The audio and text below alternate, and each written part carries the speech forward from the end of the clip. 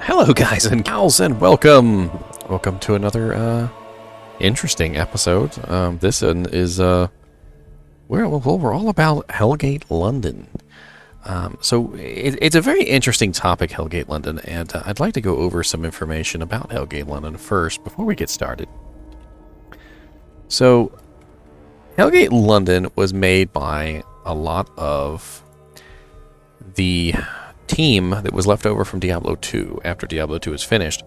I mean, people like Bill Roper, David Brevik, Phil Shenk, Shenk the Overseer, David T Glen, actually. Quite a few of the Diablo II team members kind of left, and they made, their own little company. And this was shortly after the end, like the end of Diablo II. Kind of like when Diablo 3 got canceled, and they decided to make this game, HellGate London. And they formed Flagship Studios, which was like October 31st, 2007. So if you missed this game, it's kind of understandable. I think 2007 was an odd time in gaming, and it's just an interesting game. It's set in a post-apocalyptic London. It's very fast-paced. It's like first-person shooter, but it's also a hack and slash at the same time. Like, it couldn't be more weird. But it has all these elements of that a Diablo game has.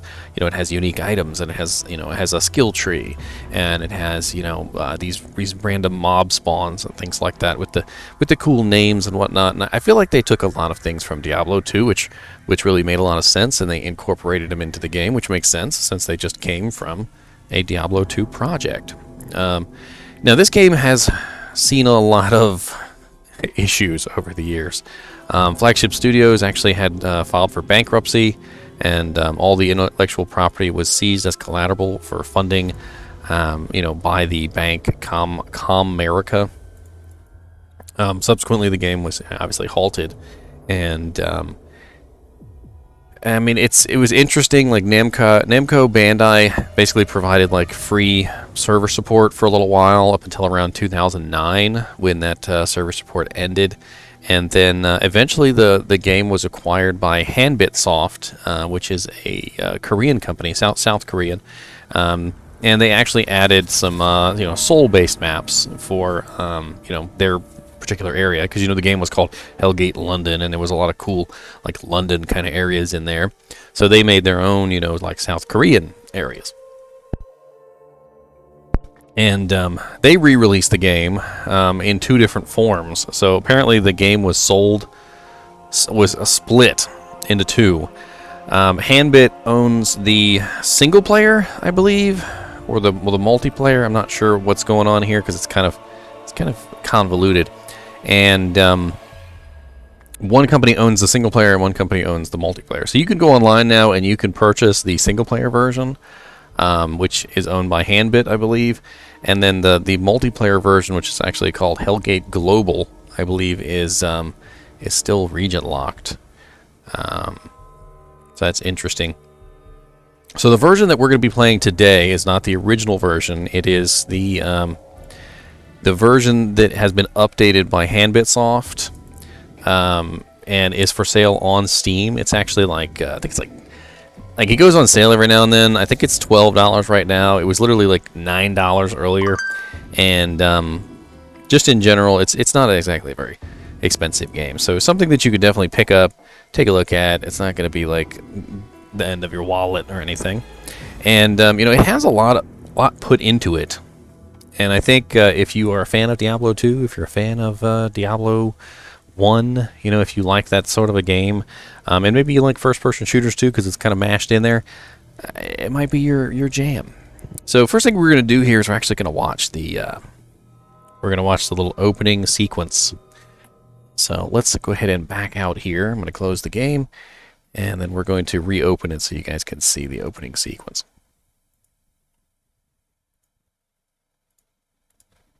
Make sure that pops up on there.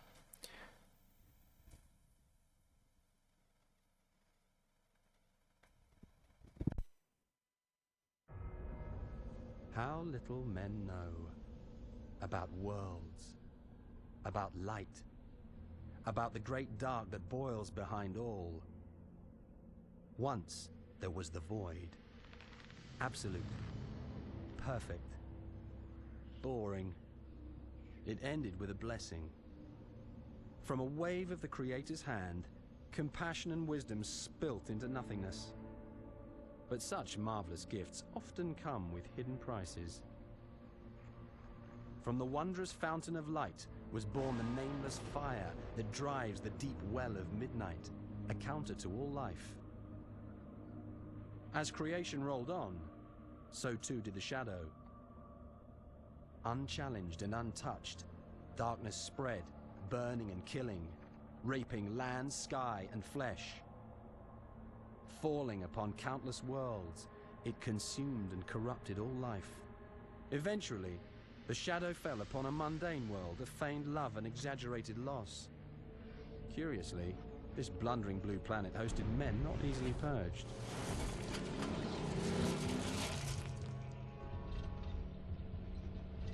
Beneath the temple church is a secret passageway. It will be safe from the invasion. You must take my granddaughter there. What you're doing is senseless. It's suicide. We Templar have to assault the Hellgate, no matter the odds. It's the only way the refugees can safely go into hiding. You have to protect her. She has a greater destiny. Hang on!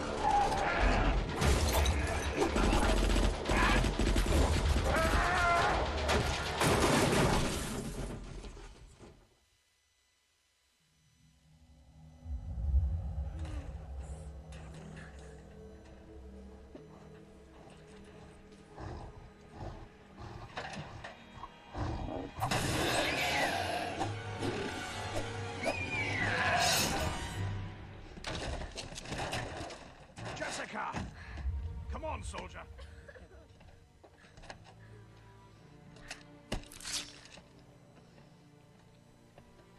Are you all right? Commander! The church is secure. Can your convoy still reach the Hellgate? We'll get there on foot. The refugees? They are safely away. Good. These will be the last two. Follow her. She'll take you the rest of the way. No. Temple Church is just beyond the building complex. You can't go. Jessica! You can't leave me! Jessica! Listen to me. You must go with Lyra now. Where I have to go, you cannot follow. One day you will understand. Let's go, Jessica.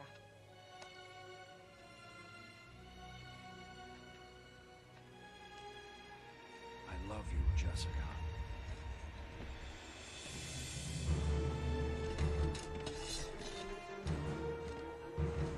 For the living!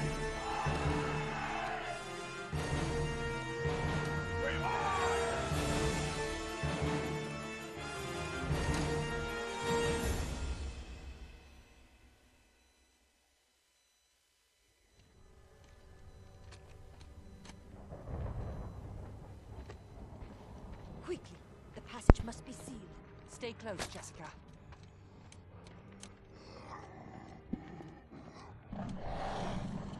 Wait. Demons! Go! We'll cover you!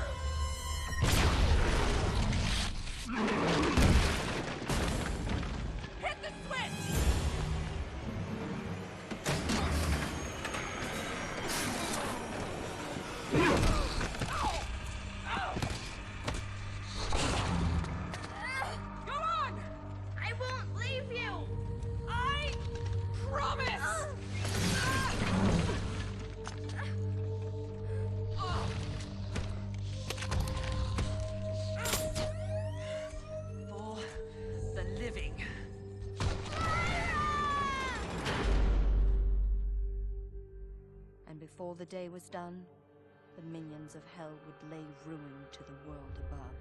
My grandfather led the massive counterattack against the demons, knowing his army of Templar would have no chance against their limitless numbers. But his sacrifice bought time to hide and prepare. Remember the dead. Yes. But fight for the living. Though the Great Dark believed the song of these men neared its end, it was only then our story could truly begin.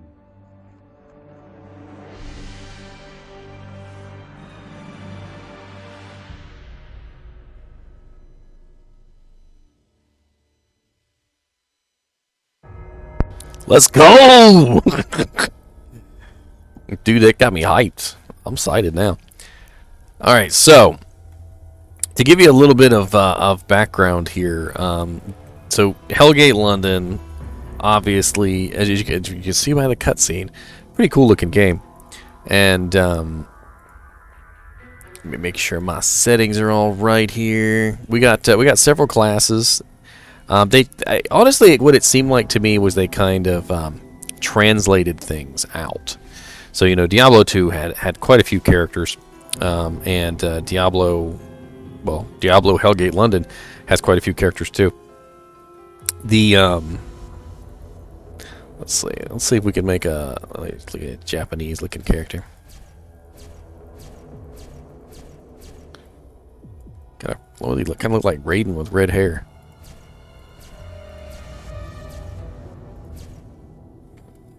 I like Man of the Mountain. Let's go.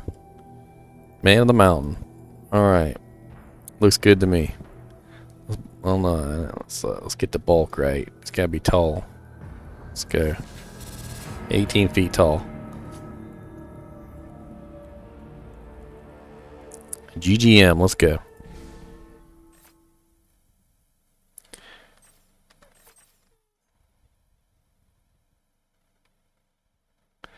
Accept.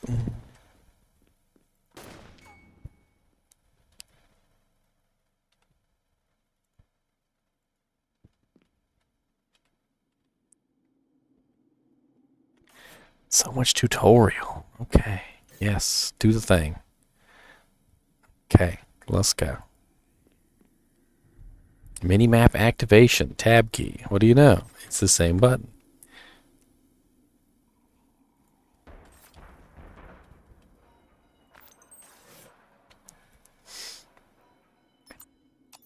How about you give me all this? Which resurrection scroll? Let's do Hail Health Objector one. I'd take them all.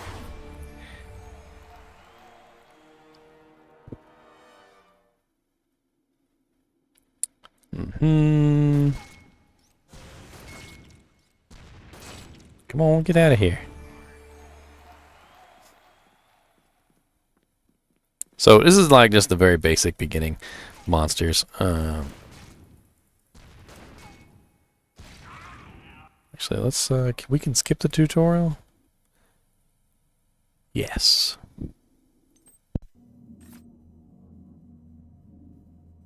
Skip it. Hello. Now my comrades will explain the things you need. Goodbye. At least it's not bleak and dreary in here, eh? My thing is where's my freaking quests? Like, I didn't choose a class. Demons, elementals, and necromancy. Oh, I picked a summoner. I didn't. Let's take a look here. All right, so there's multiple classes. There's the Guardian, which is kind of like a sword and shield class. I guess you could say very similar to a almost like a paladin. I could definitely see it represented as a paladin. And then we have the Blade Master here, which seems to be very similar to the Barbarian in many ways. Obviously, you can dual wield weapons. Very heavy on the melee attacks. You know, like very offensive. Whereas the Guardian here, you know, he's very defensive with the shield. Usually wears like heavy armor, has a lot of auras, like the Paladin does, believe it or not. In fact, let's go ahead and take a look at his auras real quick. So this is one of my characters from a long time ago. I was surprised he was still here. So this is the Guardian skills tree, and if you take a look here, you'll see he has Prayer of Healing. Does that not seem similar to Diablo 2? He has Prayer of Retribution. All enemies within the Guardian's holy aura receive a powerful spectral attack. Then we get the Great Defender, calling for the celestial aid in the righteous cause. The Guardian and all allies enjoy divine protection and renewing health that lasts for 20 seconds. The group's armor is increased by 100%, and the group regenerates 691 health per minute. So, as you can see, almost like Defiance kind of mixed with Prayer. And then we have another set of auras over here. We have Thorns, literally straight up Thorns. We have, where's the other one? I could have sworn there was more than that. And then this guy, he has a whole shield tree, which is kind of cool. Like, they took the whole, like, shield bash paladin, and they, like, just mutated it out. He gets shield turn, shield throw, shield charge, shield wall, stampede, and shield master. So really huge effects there. And he also gets shield of faith, which is like a huge bonus that comes around you. Just ridiculous. As you can see, this one kind of resembles a paladin in many ways. You know, we've got the aura of power here, which when placed in great danger, the Templar's faith increases, fueling and regenerating holy power. Skill effects cap at 8 enemies. So that's kind of interesting. So you get more regeneration the more number of enemies are around you. You get Aura of Renewal, which through meditation and the channeling of holy energy, the Guardian gains divine healing abilities, which increases with the number of monsters around you. Aura of Salvation, they didn't even give it a new name. It's literally just Aura of Salvation, and it increases your elemental defenses of all your elements, per enemy within your aura. Just over and over here, you look at all these auras, and they kind of scream, hey, look, this is exactly what the Paladin has. Now, there are a couple in here that aren't quite the same, but like take Grand Aura, for instance, which is sort of a protection against demons. So it's kind of similar to Sanctuary, which was a protection against undead. And there are undead in this game, too, so there's undead and demons, as well as non-undead and non-demons. And let's go take a look at the Blade Master next. Oops. Here we go.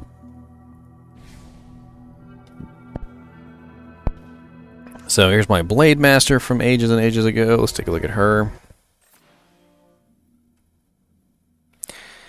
And let's take a look at her skill tree. So she has some very interesting attacks.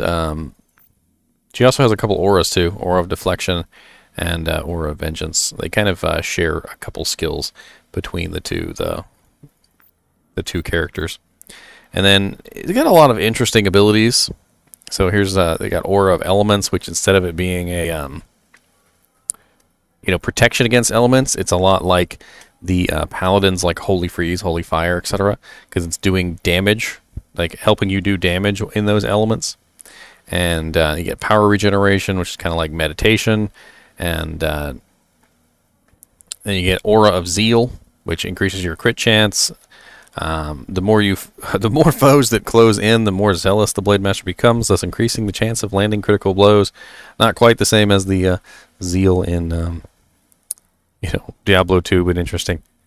There's a lot of interesting things like you can attack upward because there's a lot of like flying monsters. So Sword of Reckoning allows you to attack up into the air, which is pretty cool. One of the characters I was always interested in playing is the Engineer.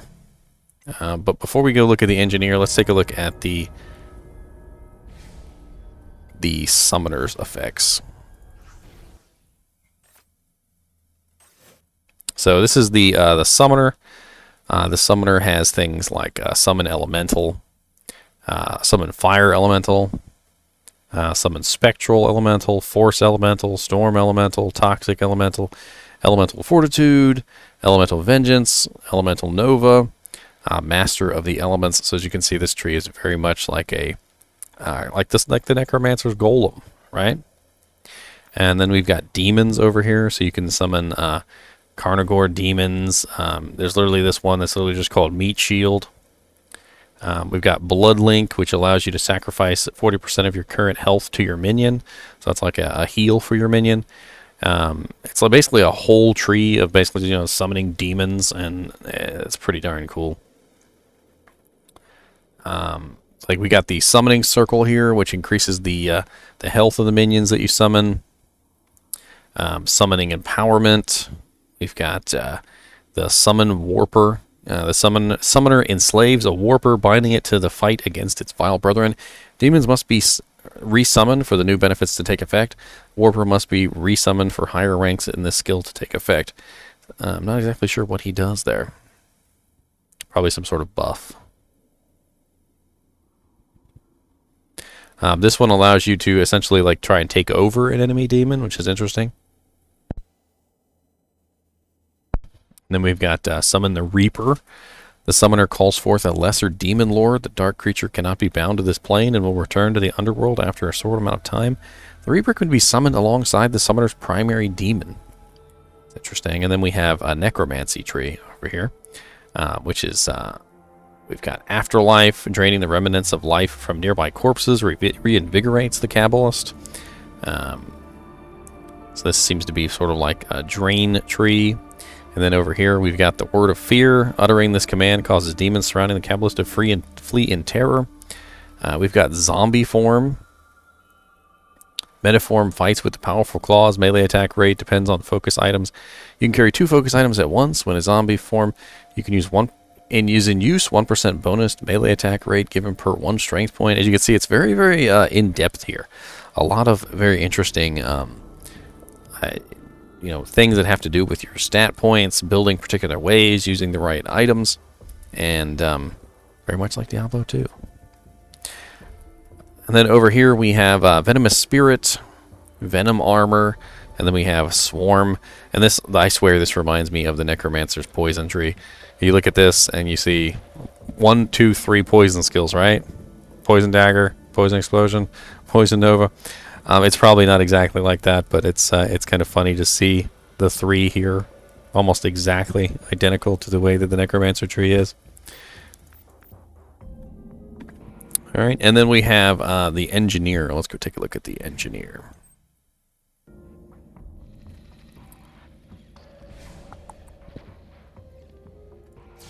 So we're gonna create a new character. Where is our... This feels kind of cool, actually. GGM2. Actually, no, GGM Engineer. Yes. Here it is right here. I'm stupid. All right, so we got Marksman. We've got Engineer. We've got Evoker, Summoner, Blade Master, and Guardian. So that's the Guardian there, what it kind of looks like when they got all your fancy armor on. It looks kind of cool. And then we've got our Blade Master, which of course can use 2 blades. And we've got the Summoner. This is the one that can summon the demons, you know, like uses the poison skills and whatnot, and actually like controls the demons, which is pretty cool. Not gonna lie, it's very similar to the Summoner. I mean, the Necromancer in a lot of ways, like a summon Necromancer. And then we've got the Evoker here, which the Evoker is more like the Sorceress than anything, as you can see with the fire spells. And then we've got the Engineer, which I was telling you about earlier. It's like almost like a Necromancer too, because it has a lot of summons and things that it can use. Like it has like a robot, and the robot kind of acts as your golem, and then you summon like these little things that come out. Maybe it's more like a summon druid, now that I think about it, than a Necromancer, because I guess the main bot would almost be like a bear, and then there's little bots that kind of fly around, are almost like the ravens, and so forth and so on. It's kind of interesting. Let's go ahead and make one of these, and I'll go over the Engineer's tree, and then we'll take a look at the what is basically the Sorceress. The marksman is probably pretty obviously the Amazon. All right, so here we have our bots, which is really interesting. So we start out with a an inhibitor bot, which is basically a bot that slows things down. They're actually very useful. Kind of just makes everything go a lot slower. And them Napple rings are on my Discord. Y'all need to hop into my Discord so you can see them. We ain't sharing Napple rings outside the Discord now. Y'all should know that.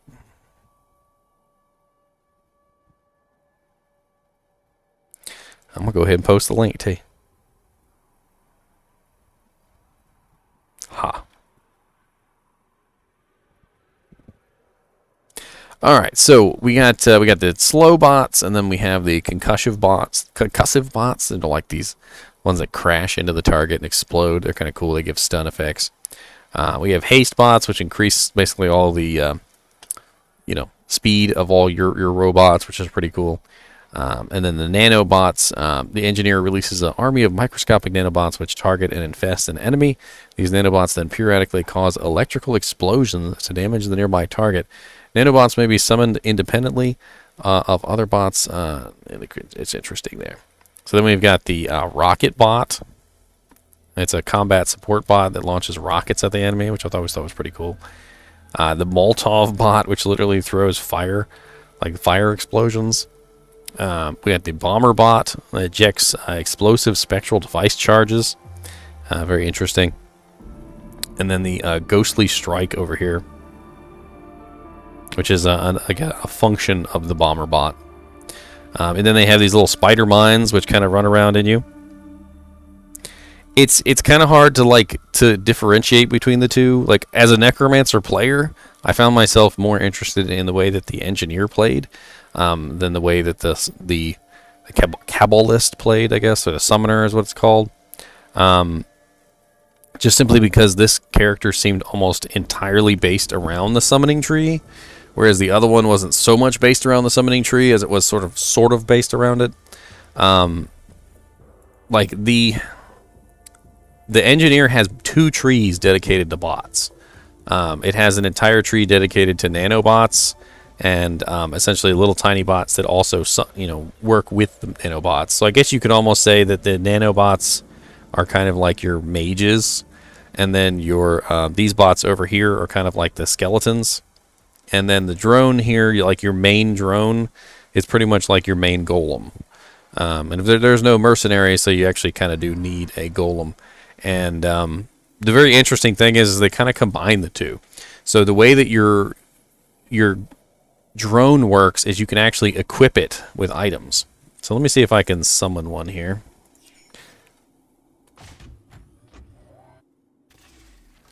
Alright, so here's my little drone, right? And if I remember correctly, yes. So this is the drone's inventory panel. As you can see the drone, you can see the drone stats. You can also put equipment on him. So if I had some weapons, let me take a look at my inventory panel. I'm just going to take off one of my weapons, and let's see if I can put it on him.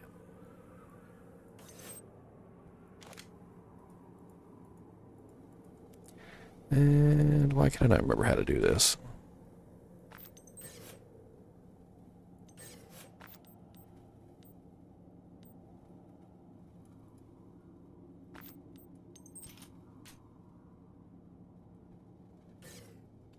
It's been a little while. Not only can you equip him with various items, you can also equip him with like armor and shields and stuff. I think I might have to actually, gun retrofit. The engineer alters the targeting firing system to the drone so they can be retrofitted with any gun. The drone's armament assumes the damage and effects of the added weapon. The drone must be resummoned for the stats to increase. And then we also have armor retrofit. The engineer can use an armor for the inventory to better protect the drone from damage. The drone must be resummoned. Shield generator retrofit. The engineer alters the drone to allow the emission of energy distortion field containing a high concentration of gravitons to fully recharge the shield of all allies. So you can literally put whatever you want on him and build him however you want. So like for instance, this right here is a sword retrofit. And then he has literally a gyro blade where he does like almost like a whirlwind attack. So you can put a weapon in his hand, you can put a shield and armor on him. He has various different modes, like he has tactical modes, which help him like offensively or defensively depending on how you want him to behave. So if you need him to be a tank, if you don't need him to be a tank, it's kind of cool. And then over here, the engineer has some attacks, kind of like how the necromancer has some attacks. Like he doesn't have a whole lot, but he's got bone spear, he's got bone spirit, he's got the poison tree, but that's about it. So when necromancers are fighting, a lot of the times they are, summon necromancers. So we've got things like phase grenades here, napalm strike. He's got shock and awe, smackdown. This one is a tactical move to help you escape. We've got beacon, which kind of like increases the chance for your minions to hit the target. So very similar to maybe like kind of like amp damage, I guess. And then he's got some attacks as well, so he actually can use a weapon and fire at the enemies too, which is pretty cool.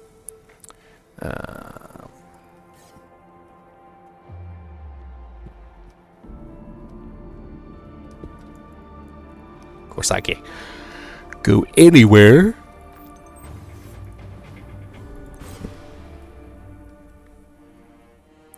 What's up, Commander Vought? Yes. I accept the quest. Let's go. We ain't got time.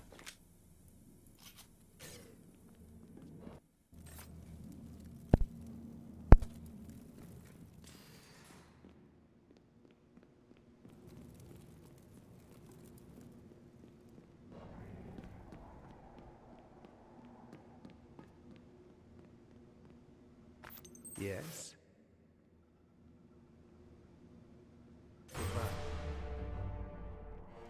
What's up, Murmur? Sorry, did you want something? I will see you later. Alright, let's go kill some stuff. Silver TV? What's Silver TV?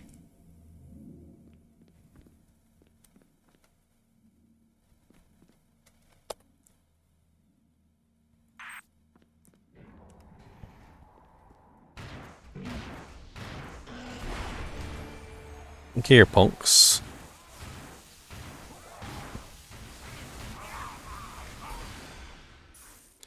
Oh, sucker. There's all sorts of interesting weapons in the game, and I found a lot of fun. I found a lot of fun in like finding specific weapons that I really enjoyed playing with. Like because every single one has like a different firing effect, explosion pattern, like all sorts of cool things, and you end up finding like a weapon that you really, really enjoy.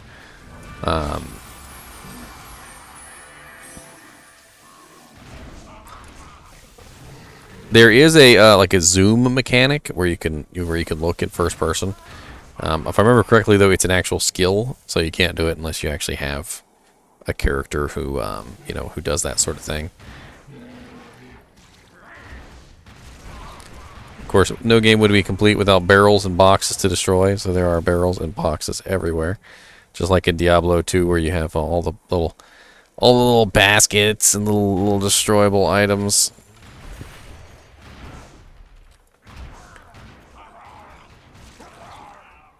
Let's take a look at our inventory. We did find a weapon. I think I have an analyzer. There we go. There's our identify scroll. So we're going to identify our Shrek. We're going to put that on. We'll test it out. So it's like a SMG.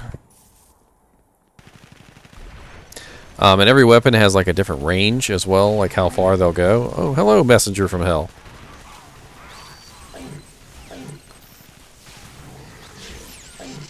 Hey, you just took out my freaking bot? Look here, sir. Your whole face sticking out of your... What is going on there? I kind of want to kill him, but I also kind of want to look at him. Don't be rude.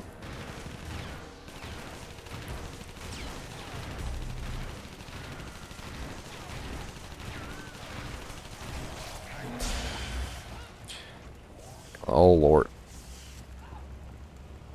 Death effects, just like Diablo.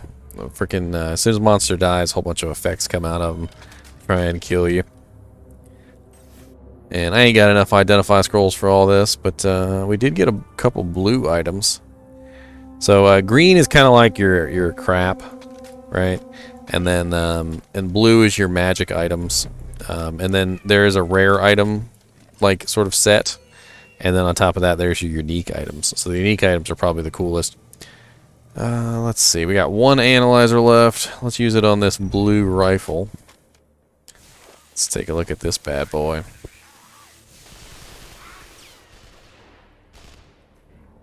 So we need to put a point into tactical stance.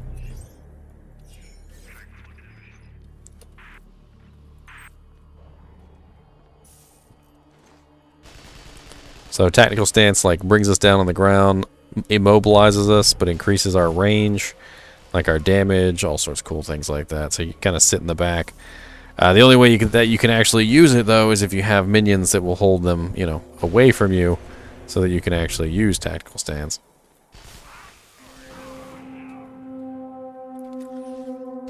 And then you got all sorts of interesting things that are basically like potions. So you got like power packs, health packs, and whatnot. The power packs are for your shield, I guess. But the basically your shield is essentially your mana. Kind of interesting. Of course, you know, I'm probably murdering the game. And what I mean by that is, you know, getting things wrong, because it's been so long since I played. Pretty sure we go down here, Russell Square.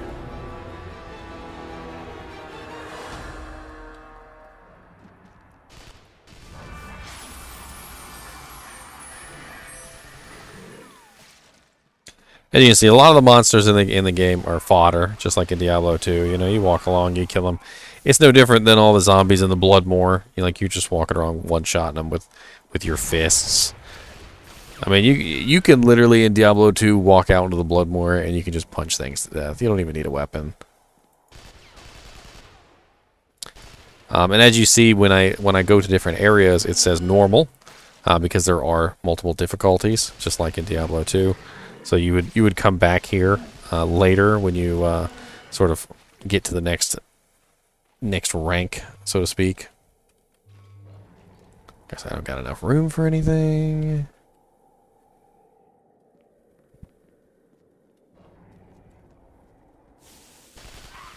Back off me, sucker. I'm not sure if the game looks better or worse than I remember. Like it looks clearer, that's for sure. Like more sharp, but like it's not. I don't know how to explain it. We got some analyzers though. Let's go ahead and put this armor on. Get some cool armor. Oh, that's kind of a drastic change there. Hey, sir, back off. I'm trying to play with my armor. A messenger from hell has emerged. His name is Asbale the Zombie. Hold him there for me.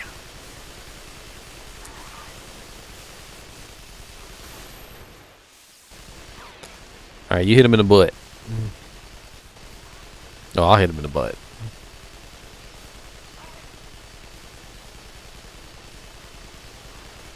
He looks pretty cool looking. Look at his face. Don't you whack me.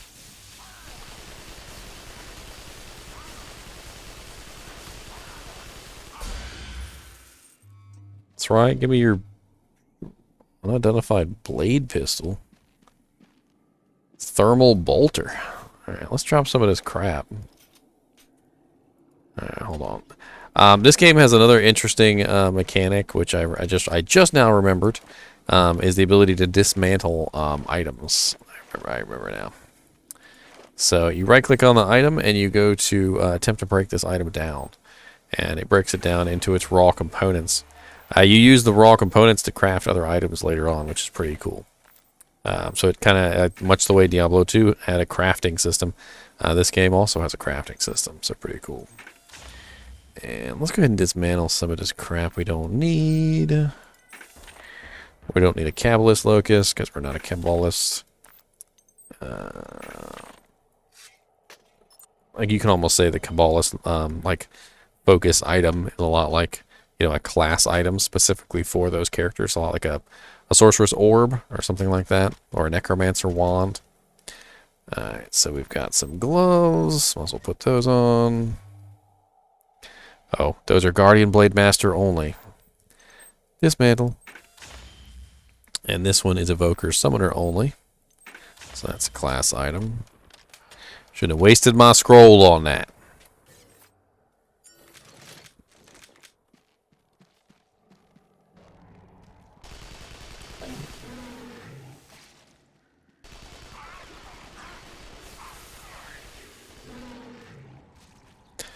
Alright, what's up, Templar? Are you here with redemption? Fox was here. The Hell Rift opened, demons appeared everywhere. A handful of Seraphim escaped with Fox. Fox threw something as he ran. Must have wanted the demons to have it. Must not have wanted the demons to have it. I found it. It's his comlink. I'm not going to make it back. Get Fox's comlink to land. He'll know what to do with it. Interesting. Got some slippers. Who doesn't like slippers? I can't even wear them because they're not for me. Evoker. I don't even care. Bunch of stuff I could wear maybe if I can identify it.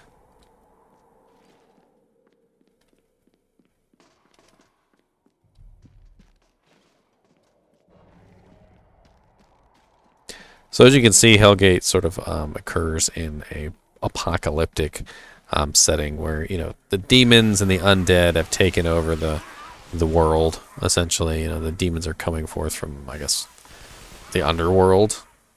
And the humans are fighting back. Like they're not pushovers as they explained in the opening movie. You know, they're like, okay, well, you know, the other worlds fell without a contest. But, you know, the blue gem of a world that is Earth, you know,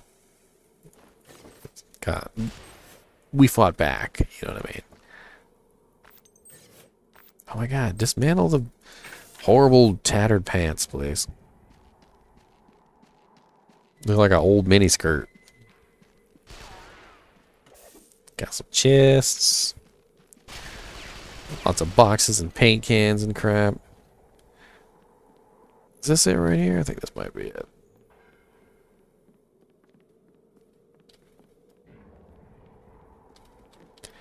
Go up. A fish gutter. That's a sword that I can't use because it's Blade Master only.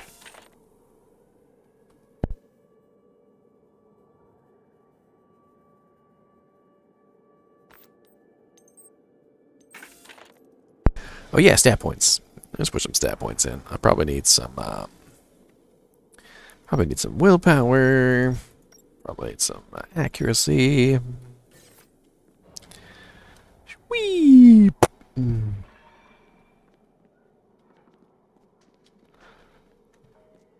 Could have sworn there was something down here, but I guess not.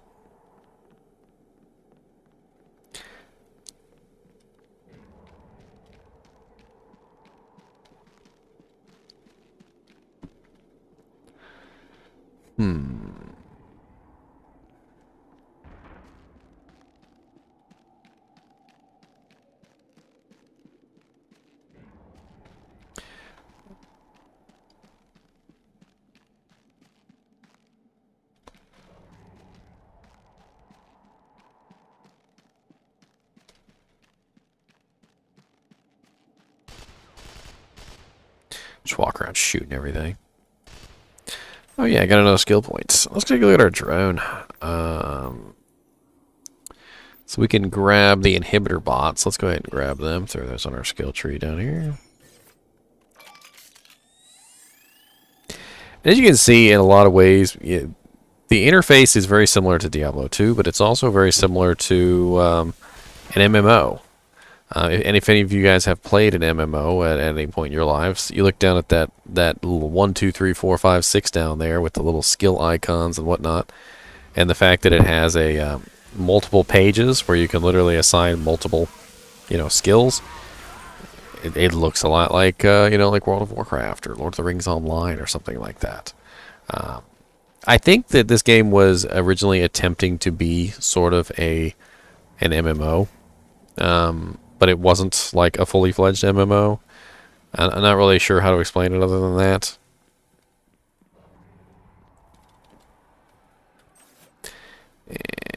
And we got achievements here, like hunting zombies, learning all the skills, hunting 3 undead. There's even I think these are PvP ones where you kill Blade Masters and Guardians and stuff. PvP matches. It's rather interesting. They put a lot of work into this game, and I don't think Flagship Studios' problems were necessarily that the game wasn't good. It was that they didn't really advertise the game enough. They didn't really get enough people involved. They kind of chose not really the greatest model. They tried to do a subscription based sort of like MMO style. And I think this game would have done a lot better if it was, open. You just bought it and you came on and you played and that was it.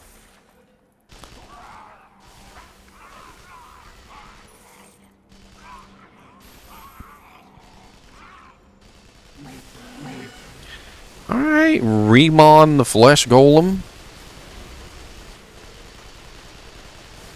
Let's go.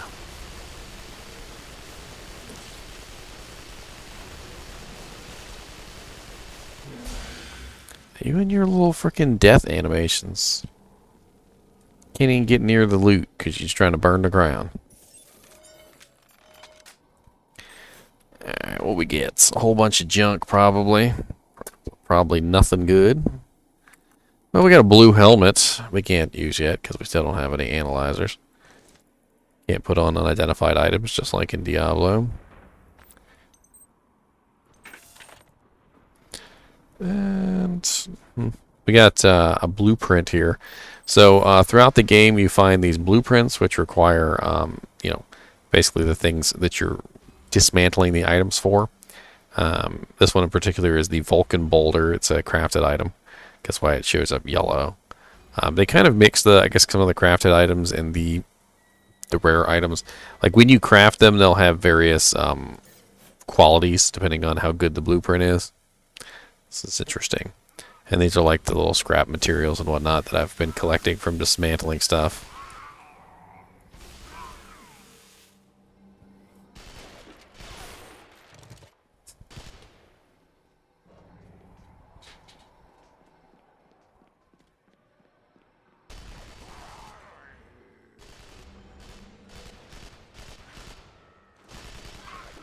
So as you can see, not only does my my cursor get smaller, so you look at how big my aiming square is, that's huge. So when I stop and I go into my little stance here, I get a really small aiming circle so I can really pinpoint in on people from far away.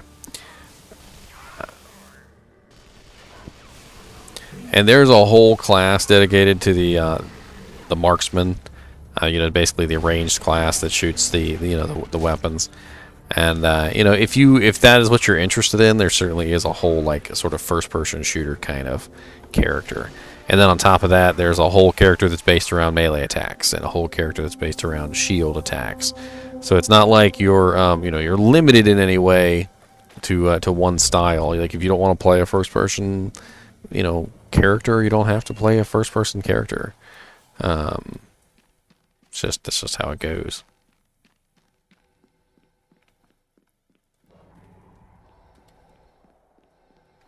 Okay, I went back into the boreal area.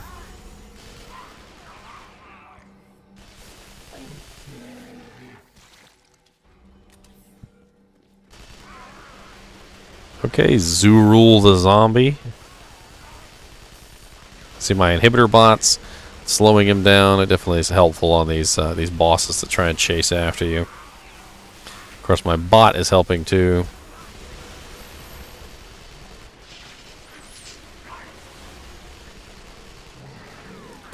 And he managed to kill him.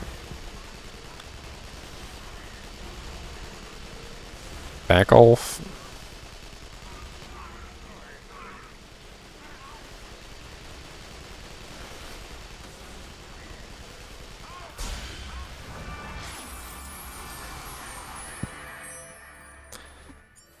Alright, we got a couple interesting things here. So let's go ahead and get rid of some of these green items since we got a couple blue items sitting on the ground.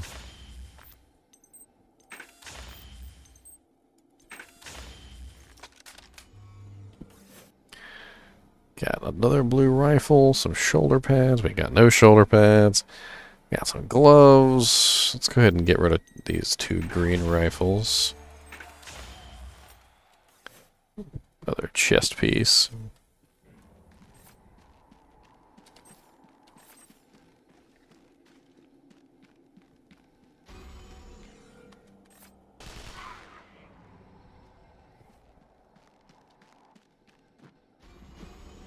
And we're back here. How did I end up back here?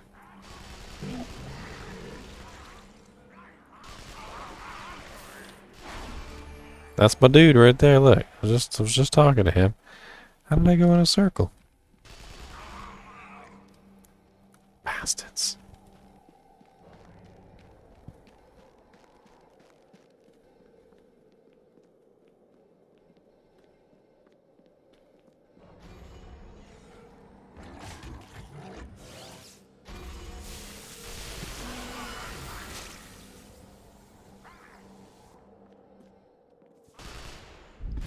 I was looking at the Twitch chat, and it's like everything's doubled in there.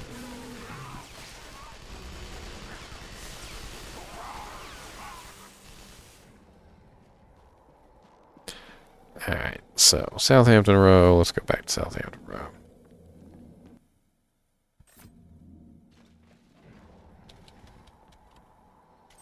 Pretty sure there's a quest tab. Of course, I don't know the button to press because it's been so long. Quest log is L. Return to Holborn Station. Okay.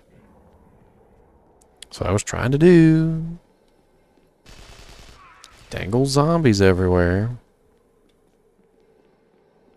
Oh yeah, and you can see the like the invasion. See like the big giant like demon monsters in the sky there, like that like spew forth demons.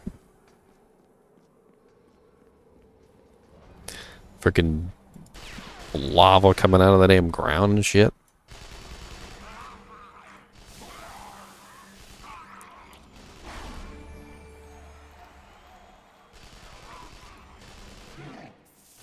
Oh lord, here he is again. Yip yap the flesh golem. Oh, he's got teleport. You see that? Warping. Blistering, warping, shimmering. So he has three effects on him, just like in Diablo. You know how the monsters would spawn with random effects, you know, like cold enchanted, fire enchanted, etc. So very, very similar there in that regard. This one in particular has the teleportation, essentially, that the same one is in Diablo 2. Hey, we got an orange item.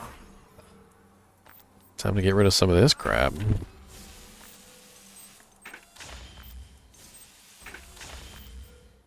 We actually need some shoulder guards.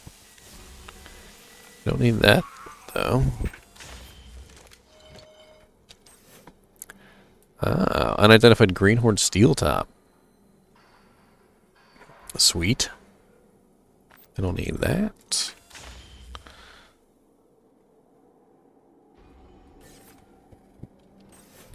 What is that? Evoker Summoner. We don't need those gloves either.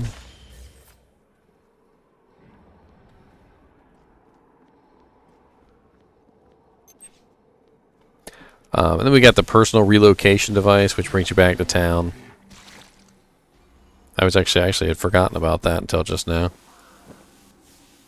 Little tank top, brown basic shirt.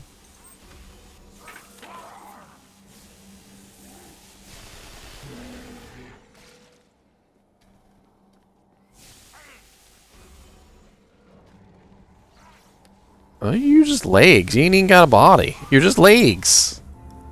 Dude, you're just legs. You're just legs, too.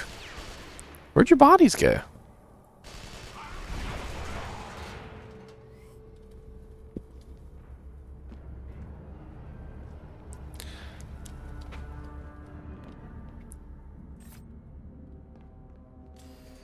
Waiting is the hardest part. Good luck. There. Alright, I need some ID scrolls. Hello, sir. Charcy. Charcy, give me some analyzers, please.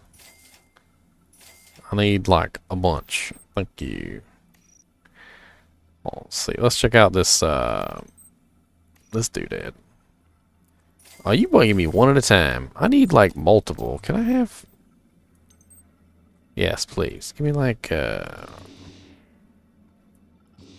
What do you mean I ain't got enough money?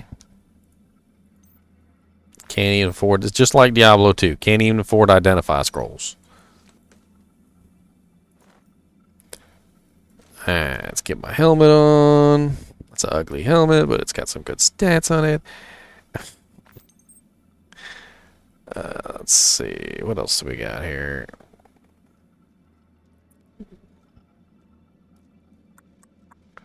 We need them shoulder guards.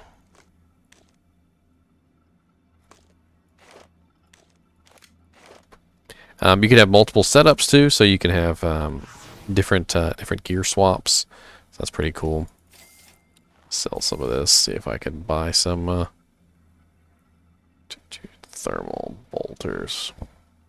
We got 2 blue thermal bolters. Let me ID these, and I'll put these on. Of course, I ain't got enough money to ID the other one.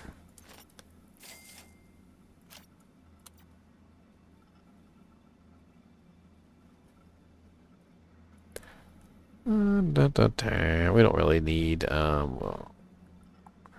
resurrecting characters. Of course, that's not Diablo 2. Definitely don't have any character resurrecting going on.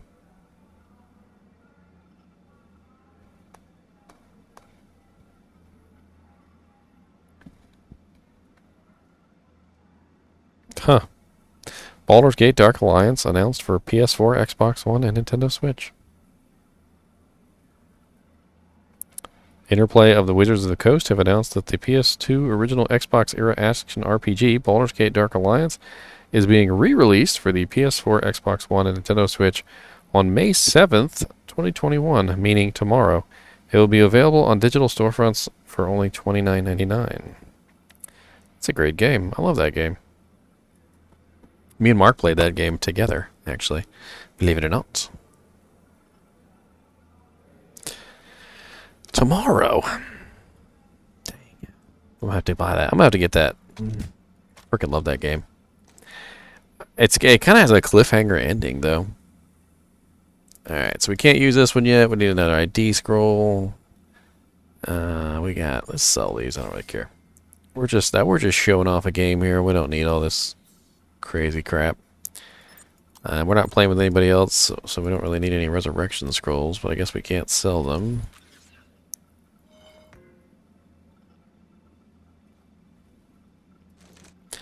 Still can't afford anything. Let's sell the blue helmet, I guess. There we go. Got ourselves another weapon. So now we got 2 weapons on one swappy. We got the rifle on the other, so not bad. And then this one here.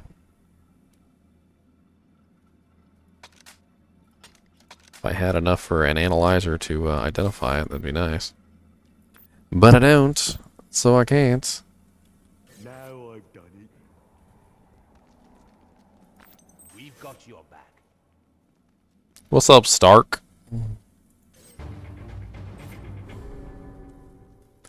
I don't know where the hell I just went. Did you arrive safely? First, open the bag and use the analyzer to know the characteristics of equipment and weapon. It'll be great help since there are special skills on the equipment. Also, I also don't know the place, but somewhere there will be a terminal with Cynthia made. Look for it. You may have the ring inside the terminal. Oh, okay. He just gave me a bunch of gear.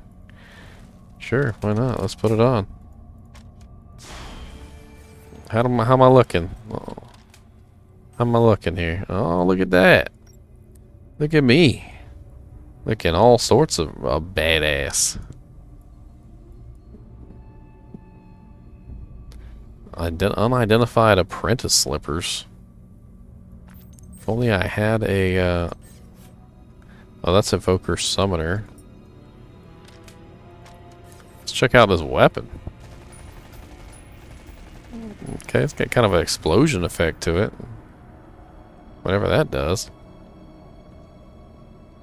Got freaking demon summoning things all over the place. Hello, Imp Sniper.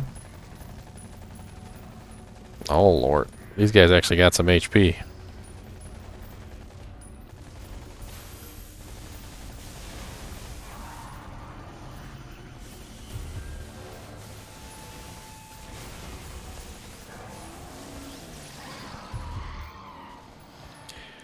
Mm-mm.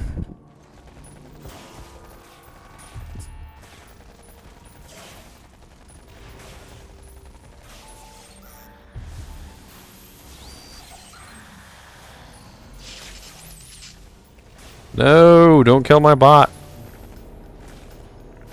He's the only thing I have standing between you and oblivion.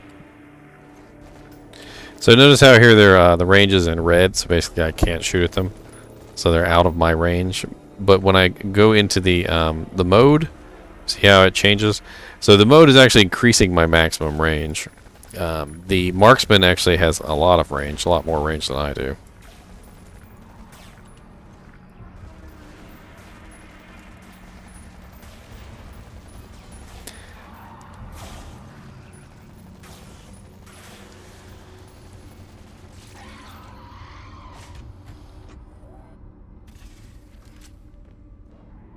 Alright, so I think we got some more skill points. Yeah, we do. Alright, so, inhibitor bots seem very nice. And then, we don't have any more points.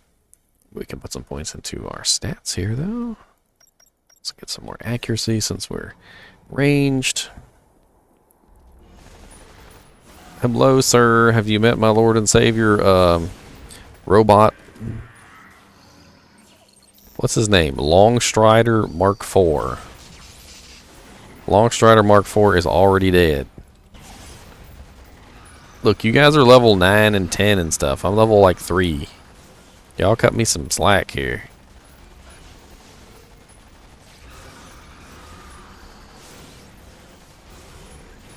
Just back off. Come on out, bot. I need you.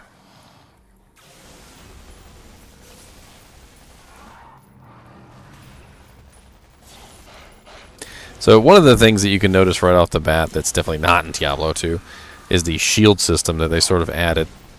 So monsters and players have a shield that kind of like develops around them. And unless you kind of want to say that you know, energy shield was a shield, which you know, could kind of make that leap. There's also this little mini game that they added, which I thought was really cool. So if you take a look down in the bottom right hand corner here, right next to my, I guess my mana, is a series of icons. The icons represent like the thing that you have to fulfill to complete the mini game. All right, so if you look down there, we have 3 little hammers. We have 1 fire. We have 1 which kind of looks like a physical explosion or something. So when you complete those objectives, a little like minigame completes, and then you get items that actually drop, which is really cool. So the items drop on the ground, and oh, what's the music bumping for? The items can be, pretty good, or they can be pretty crappy. But you can complete the minigame basically over and over again. The actual, what do you call it, fulfillment for the minigame, like what the icons are, changes every single time. So as soon as you complete it, the 3 icons will change to a new set of 3 icons, and you have to complete those as well to get it to work.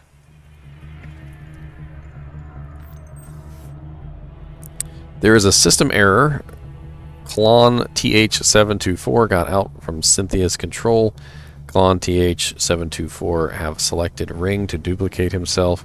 It has all been processed till 78%. The new clone will be duplicated soon. Oh, well, hello, Clon 724. You look like you got a little bit of HP on you there, buddy. Nice spike attack, sir. Okay, that was that one followed me around like a bone spirit.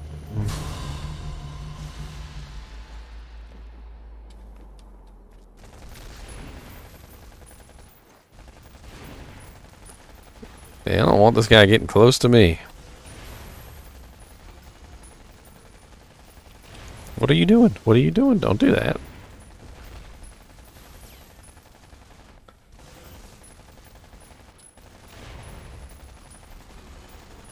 Back off me, son. That's right. Drop your items, die.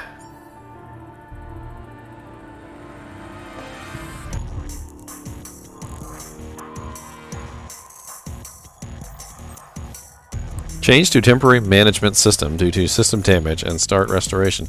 Cynthia is trying to send you back to your original dimension for system restoration. Go back to your original dimension with the ring equipments of Starks are collected.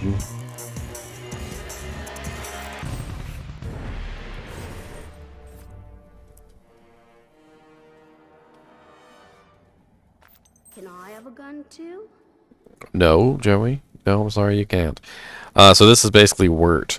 If you look over here, Wart's peg leg. So not Wirt's peg leg, but Wart's peg leg. And how? And we have to complete his quest to get the peg leg, which we are going to do because we want a peg leg. Y'all don't judge. Affirmative. So we're going to, let's see, a leg up. Here it is right here. Track quest. Travel to Tottenham Court Road. So here we go. Find Little Joey's prosthetic. Oh no, my weapon. Oh yeah, let's try out the other set of weapons, the bolters.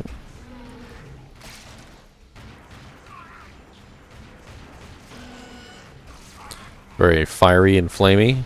Much shorter range. Looks like they're only about 19 meters range, whereas my other weapon was 28. So much closer.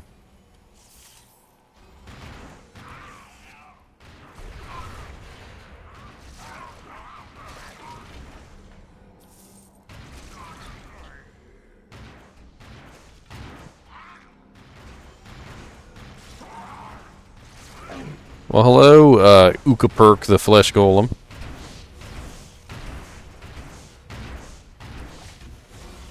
Come on out, frickin' drone. Keep him busy for me. So later on, when you start to get the drone like really upgraded, he really does actually become quite useful, especially as you give him better and better equipment, because he's essentially using the same equipment you are. But yeah, he's a drone. You got worried about him dying. We got a ring. Shield penetration 15% ring. It's interesting. Bypasses the shield on some of the monsters. So that's pretty cool.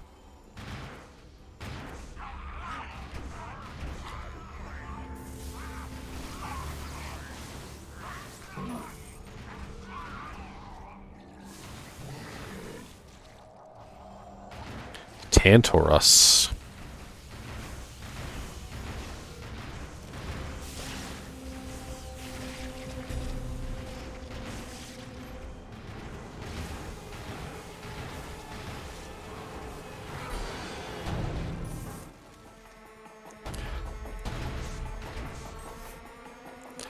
Hey, little Joey's prosthetic leg. Look at that. Is this going to cost me 50 palladium? You see that? It's a joke. It's a freaking Wirtz peg leg joke. Because in the original Diablo 1, just to even see Wirtz inventory, you had to pay him 50 gold. So the whole, is this going to cost me 50 palladium? So as you can see, the Diablo 2 developers definitely did put a lot of love into this game, just like they did into Diablo. A lot of little hidden Easter eggs in there that only Diablo 2 players would even understand. You know, if you never played Diablo 2 and you didn't know what Wirtz peg leg was, you'd have absolutely no clue what that joke means.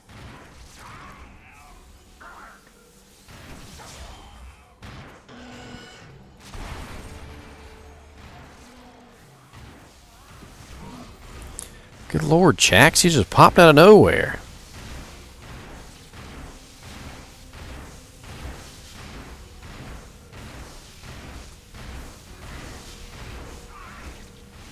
So he's hyperfluxive, robust, and volative, whatever that means. Got a couple of good items down there. Let's get and dismantle these green items.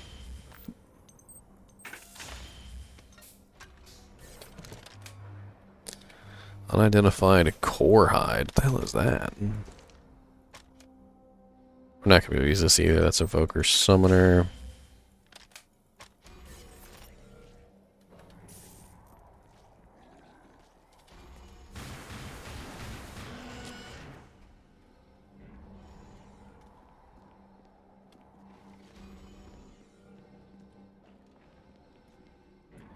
No, it's right around here somewhere. Yeah, there it is. Alright, let's go give Wart his peg leg back. I mean, Wart his peg leg back. Whatever you say, Mum. Yay, Wart's peg leg. What is that? Thank you, Wart. I appreciate it.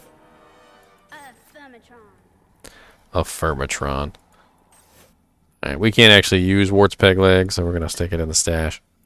But, you know, we'll keep it. You know, why not?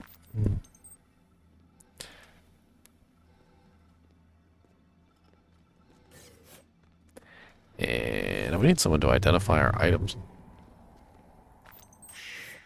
Let's make this quick and quiet. I'm prepping an evacuation to Covent Garden Station, but something's wrong with the hatch that opens onto Covent Garden Approach. Bottom Coat Road might make a fine alternate route, but it's crawling with a dead. He's offering me another Wart's leg? Another Wart's peg leg?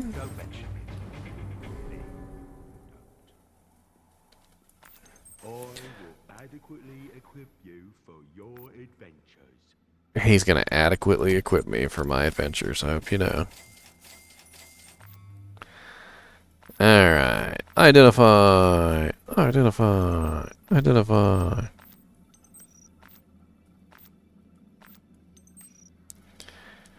Alright, we're going to dismantle this. Probably not going to be very good.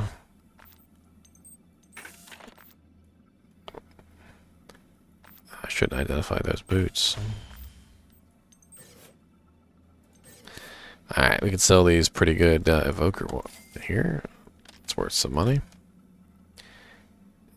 Is that better than the one we're using? 36. Increases combat skills. Critical chance to demons. Critical damage bonus. It's got mine has shield penetration on it. I'm going to keep that. And what about our other set? We got an S rack.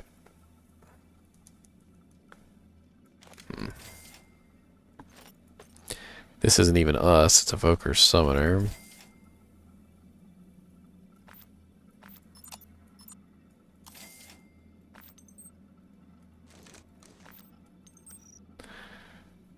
Uh, 60. It's not even worth it. It wasn't even worth the analyzer that I used on it. They're not either, but at least I got some gloves now.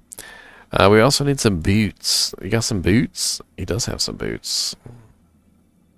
Plus 30 to luck. I'll take it. You ain't gonna tell me? Okay, goodbye. Orf. Man, Orf. You alright, buddy? I'm a little worried about you. This is where you can upgrade items. So you put an item in here and it tells you what it requires to upgrade it, which is pretty cool. So you can generally upgrade just about anything if you have the materials, which is why you end up dismantling a lot of the stuff that you get as opposed to selling it. And so that's pretty cool. So where are we going now? We got another quest to go to Totem Court. I'm probably get evacuation to Covent Garden Station, but something's wrong with the hatch that opens onto the Covent Garden approach. Totem Court Road might make a fine alternate route, but it's crawling with undead. Mind seeing what you can do to thin them out while we keep working on the hatch. Alright, so we got 2 quests for Totem Court. Probably should have looked around before we left.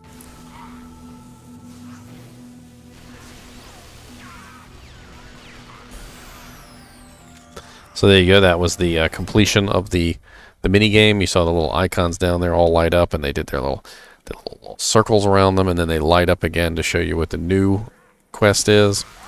A lot of the times, I would actually keep multiple sets of weapons just so that I could fulfill the requirements of the thing. As you can see there, I'm using a fire weapon right now. So when I killed them with the fire weapon, it immediately completed the fire portion turned red. So I can go back to this weapon, and this weapon will probably complete the hammer portion, which is like kind of like the physical damage. And then what's left there, I believe, is the splash damage, which I'm not really sure how I'm going to complete that one. I don't know if I have any splash damage on me. Another messenger from hell. You know, you messengers from hell are getting awfully mean. So this one is Incendiary, Blistering, and Hardy. So I'm assuming Incendiary has fire. Blistering, I'm not sure about that one. And then Hardy kind of seems like Stone Skin. So there's our fire effect on the ground. Might as well pick up all this junk. There's Tantarus again.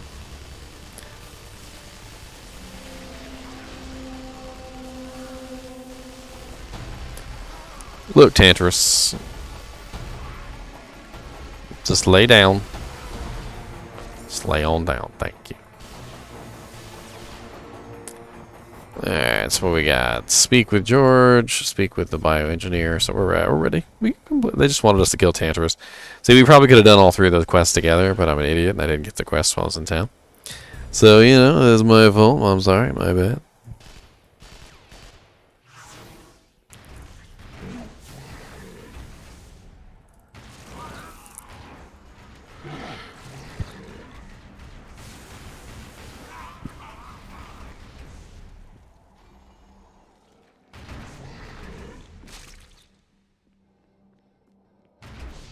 Alright, so we've taken a good look at the engineer. Obviously, there's a lot more that we could do with the engineer, you know, than just this. We can look at the different bots. We can go through like the weapon and the sword retrofits. But let's take a look at the couple classes that we haven't taken a look at yet.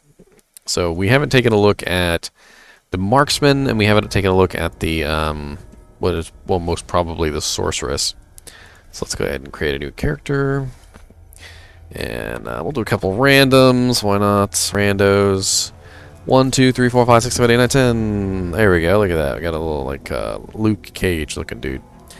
Alright, so he's going to be our evoker. So let's go ahead and make him a GGM evoker. Alright, so we're going to skip the tutorial.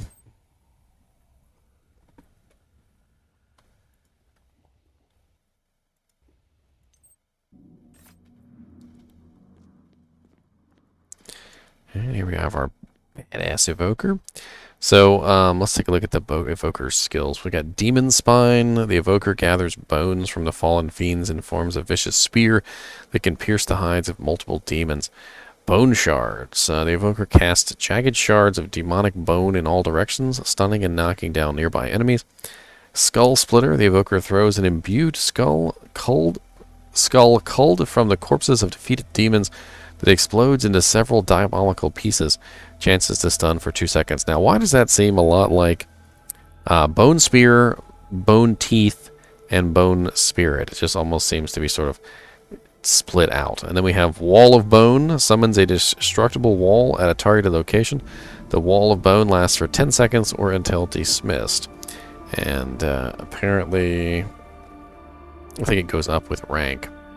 We also have Firestorm here. Damage and elemental attack depend on equipped focus weapon. So the Evoker unleashes a barrage of fiery embers.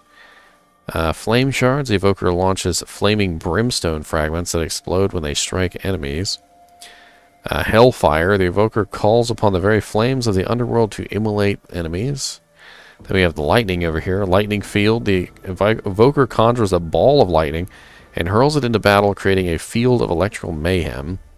The Evoker creates a dark cloud of doom, which fires lightning at all those foolish enough to remain nearby. Sounds a lot like Lightning Storm. Arc Legion, channeling the element of lightning. The Evoker emits several electrical arcs. Emits several electrical arcs through a focus device while focusing on enemies. So that sounds like chain lightning. Then we've got a Spirit Tree over here. Spectral Bolt. The Evoker fires a bolt of spectral energy that splits several times, reaching its true potential at a distance. So the farther away you are, the more damage it does. Spectral Lash. The Evoker channels the powers of the Netherworld to do a devastating tendril of spectral energy while focused on an enemy. Okay. And then Spectral Last Mastery. Spectral Curse. Spectral Serpents. Seems a lot like Hydras. Summons 3 stationary spectral serpents at the targeted location. Each serpent has attack range of 1 meter.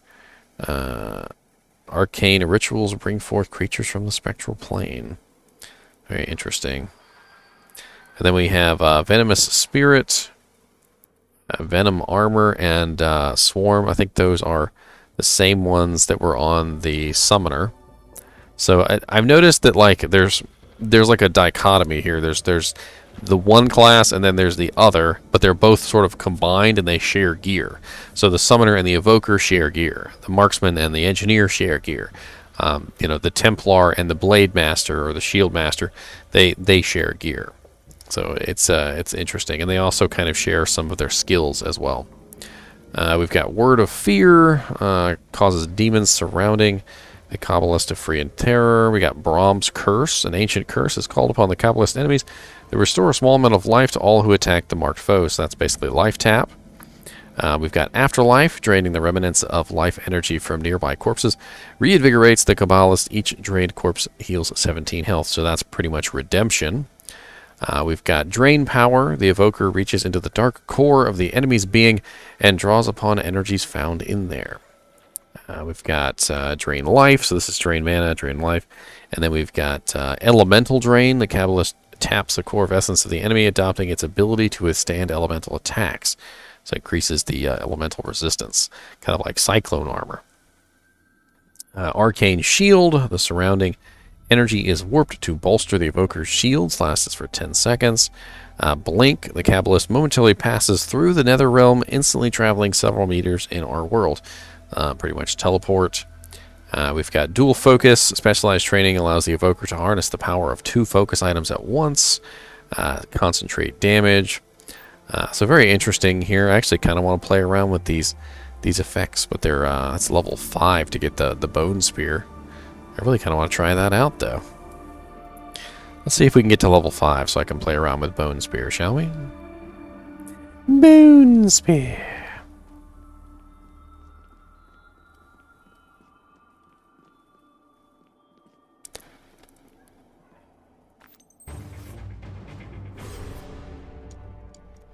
Hello, sir.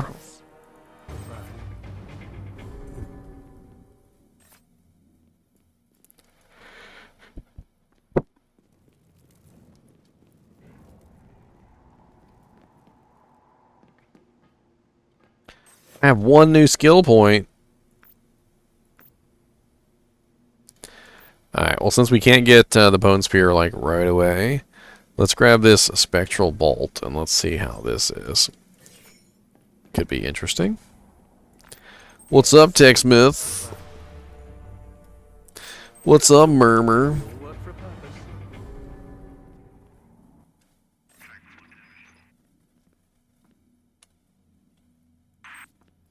Alright, let's try out this Evoker's skills.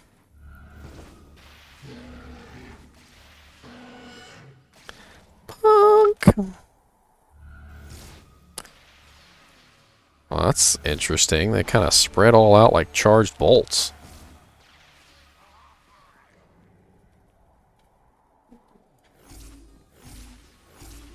That's my main attack. Doesn't have a lot of range on it.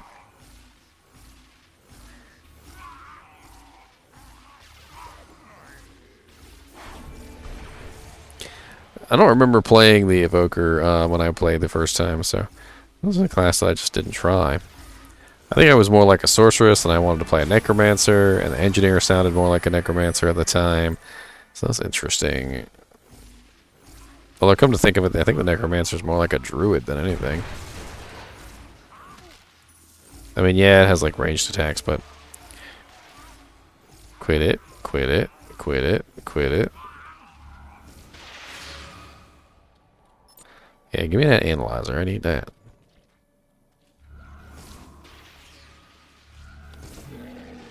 Punk. Gotta get to level 5 so I can try out my skills. Die.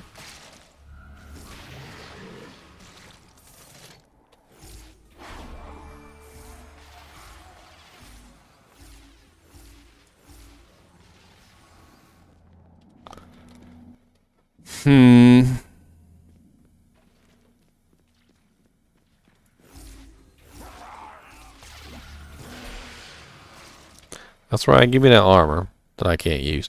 I can wear these pants, though, that probably aren't better than what I had on. No. They don't even look different. They don't even look different. They don't. They don't even look different. Awful.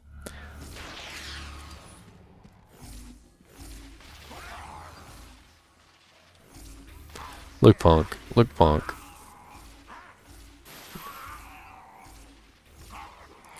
I got another skill point. I can't really get Word of Fear. I'm not really interested in that. I could try out Firestorm. Let's do that.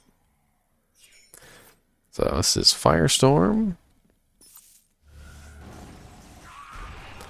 Oh, that's kind of cool. I kind of like that.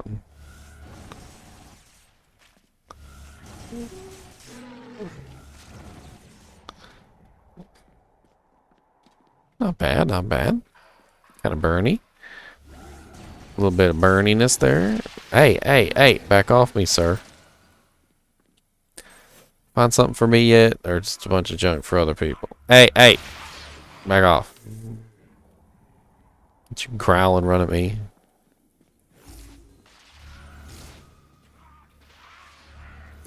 It didn't even hit him. It hit the guy behind him, though. I'm kind of just laughing at how random this skill is. Like, it's just like charge bolt. If you're standing right in front of the target, it's like, oh, okay, well, yeah, it's just you're standing right in front of the target. But if you're not standing right in front of the target, it's like, oh, okay, well, it's probably not gonna hit. It's probably not gonna do anything. It's no, that's what that now. All right, let's see what else we got here.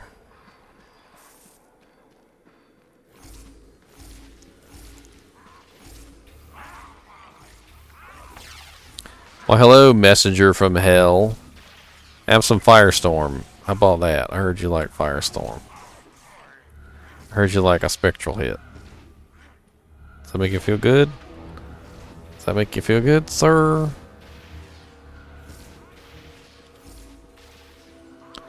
Get back right on off. I ain't got time for all that. I ain't got no drone on this one. His name is Rigriz the Zombie. He's celestial, whatever that means. Blistering and thriving. think thriving might mean he regenerates.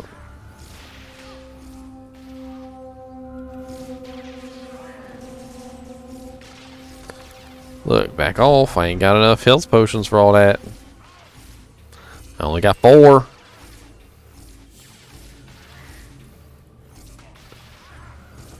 Dang it, I missed. Super missed. Super duper missed.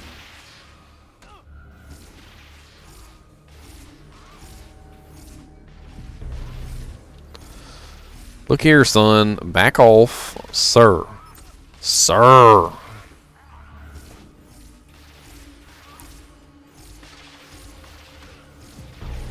Dude, I think he just like completely regenerated to 100%. Am I just imagining that? Maybe that's what thriving means. That means he gets a free regen.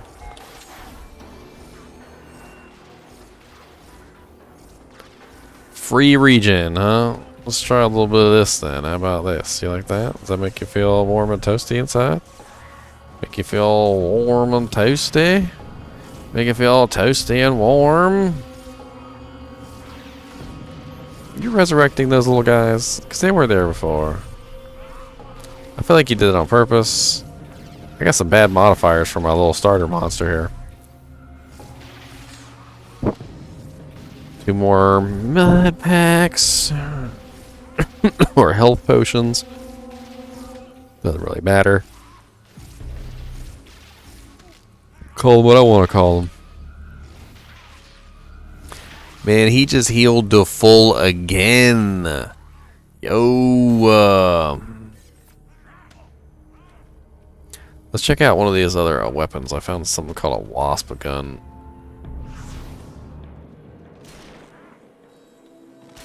It really shoots wasps. Like, literally shoots wasps. Not even joking.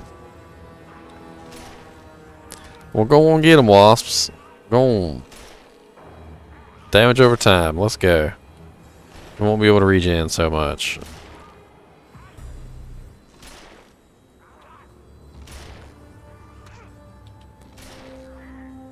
Man, don't make me die on the first monster. Freaking Rigriz the zombie with your freaking full heal. You suck.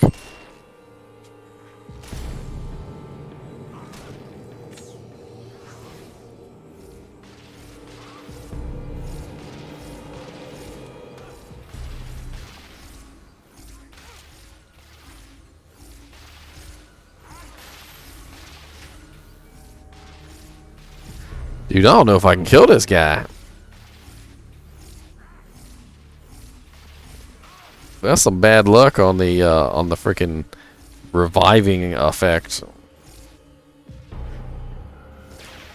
I don't know, let's keep trying with this this hive gun. It might work better. I feel like once I had a couple stacks of zombies or wasps on him, it was going a lot faster. Like, he was draining pretty quick at one point. I'll just hold on to it. See if I can maintain it before I die. Which I'm already getting pretty close.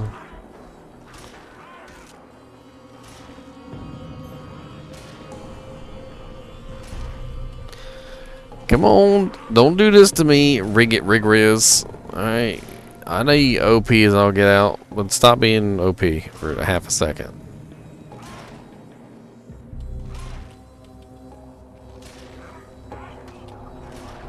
$24. Don't heal, don't heal, don't heal. No, and he freaking healed. Great. Alright, well, that pretty much does it for me.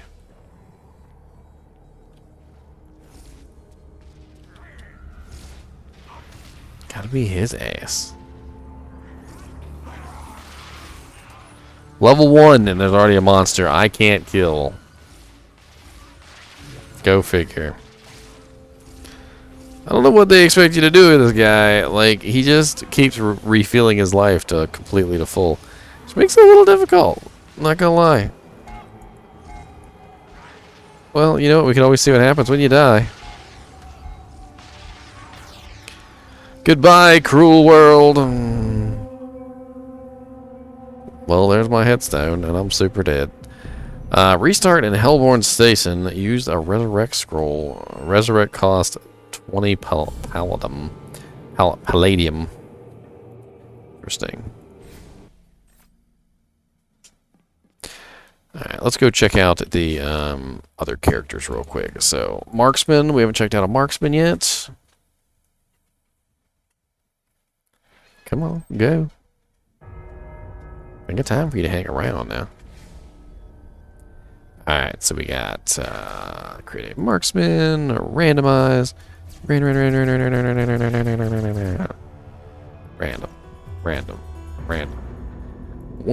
Sorry. 1, 2, 3, 4, 5, 6 random. There you go. What I got? Alright, let's make a girl too. Why not? 1, 2, 3, 4, 5, 6. She got some piercings. Look kind of cool there. Yeah, let's go. GGM Sniper. My beautiful lady did such an amazing job today.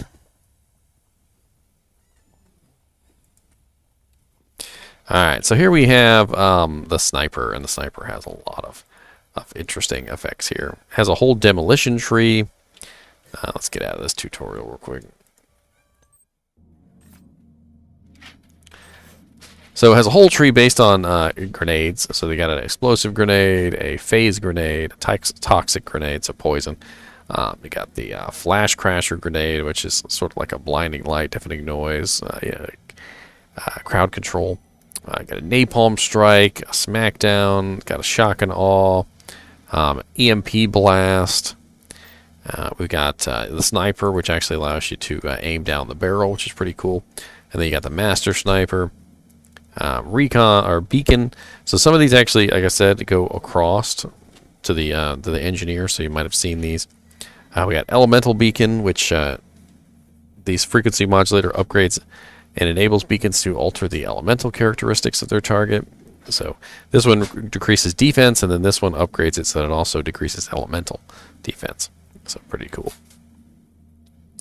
And then we've got Deadeye, which increases the marksman is trained to find the weakest point in the enemy, increasing the chance of striking vital organs.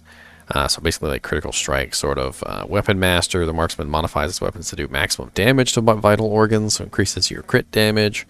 Then we get multi-shot. The marksman alters certain weapons to simultaneously fire multiple rounds, so a lot like Amazon's multi-shot. We also get some very interesting effects here. So we get concussive rounds, rebounder rounds that bounce off of targets that will hit other targets, ravager rounds that actually have a chance of retargeting and hitting additional enemies. So basically sort of like a pierce effect. So pretty cool there. We got rapid fire, heightened senses, controlled burst, and then we got some escape tactics. We got escape and escape artist. So very interesting here. Very, very much like the Amazon, I think, in a lot of ways. They definitely tried to copy some of the abilities. Obviously, they couldn't copy them all. But they did their best to sort of make almost like an Amazon character, which is pretty cool. And then let's take a look at some gameplay of some of the other characters, too. So I got a Blade Master and a Guardian. Let's go take a look at the Blade Master real quick. So I'm going to grab some of these skills. Grab some of these auras. Of course, putting 1 point into everything doesn't exactly make them very good, but we're just going to try them out and stuff. It's not a big deal. So we got our healing. These are kind of like passives. So we get like little surges and stuff that pop up every now and then. Like every righteous strike serves to reinvigorate the Blade Master's mentality. The amount of power regained is increased as more surges of this type are in effect. Chance for successful melee attacks build up to a surge 18%. So like it's sort of like little passive bonuses there, which are kind of cool. And let's see, we got Sword of Reckoning. Bring that down here. We've got Charge. Let's go to one of these areas we haven't been to yet. So let's go to Covenant Gardens Approach.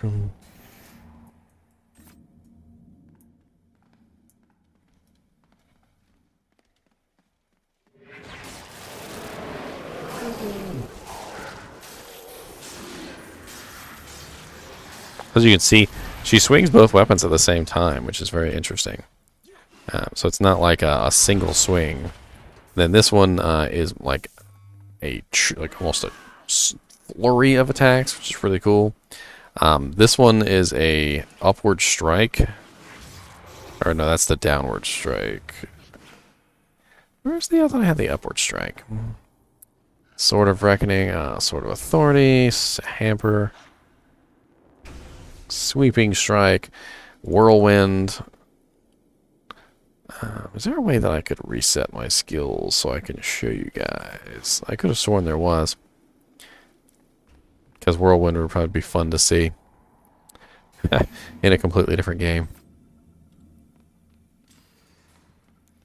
I'm pretty sure there was some way to reset skills. Let me go to one of the higher areas because I remember.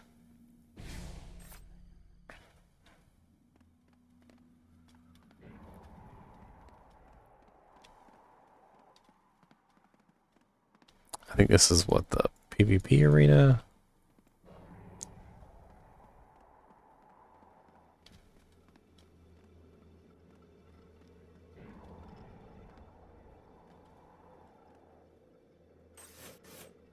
Oh yes, this is the one that demodifies weapons. This is the one that upgrades, yeah, like items. And then it's been so long. Hello. Ah, yeah, this is the lady that creates items. Goodbye. Hello. Goodbye. Entry forbidden.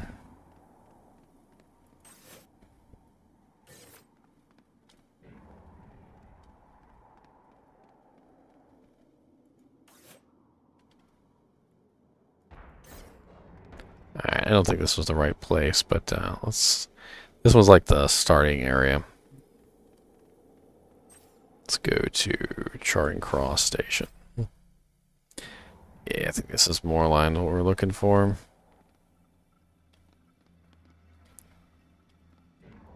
Hello. Goodbye. So many quests all over the place.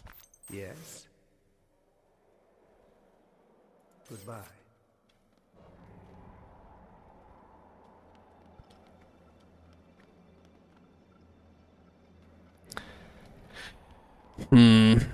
I can't remember how to reset stats. So many cool areas. Like, Admiralty Arch.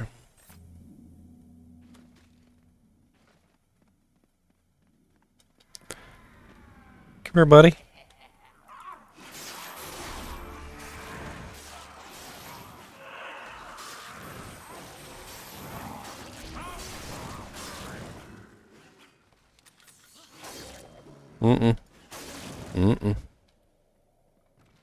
Ain't got time for all that. You can see the little surges are in effect around my character.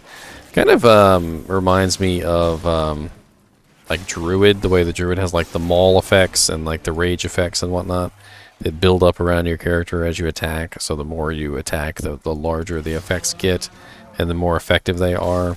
So it's very interesting. Right now I have like all the surges running.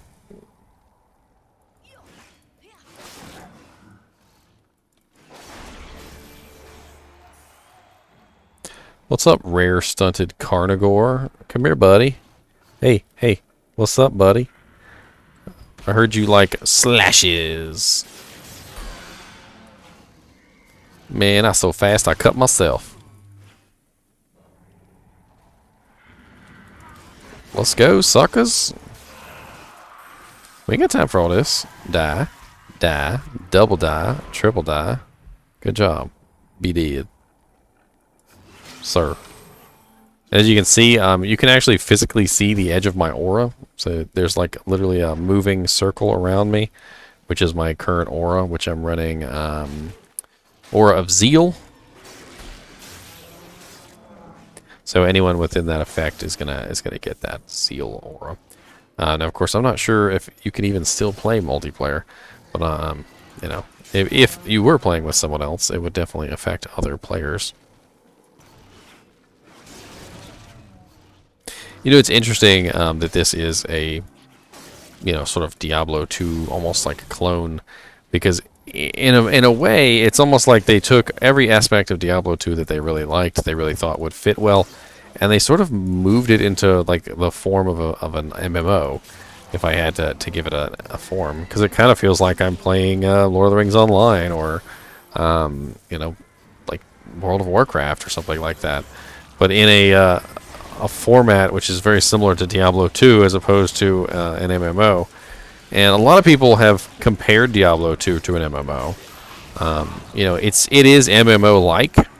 I would definitely say that it has a lot of characteristics of a massive online multiplayer game.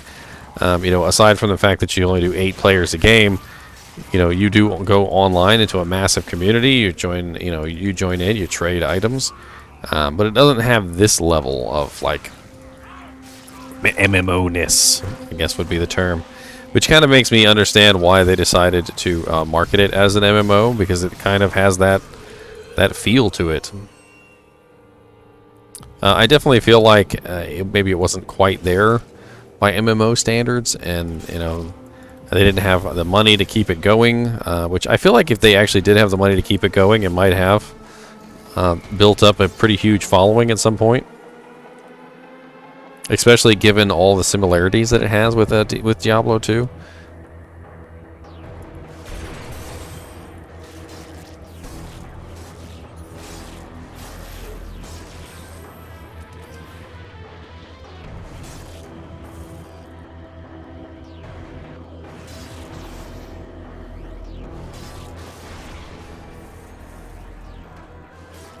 Here, suckers.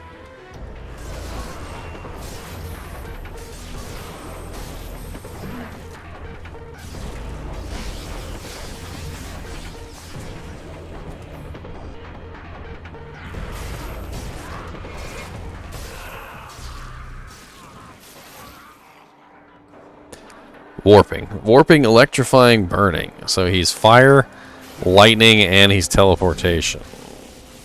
Get off me, suckers. What are you, like little maggots?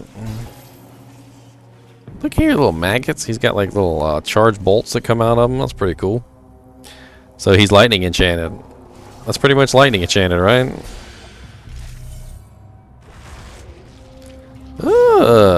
Going for me. Maggots popping out of his corpse.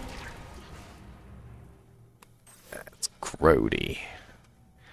It's just straight up grody.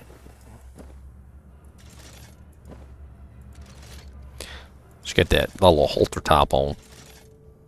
Yeah, some little short booty pants.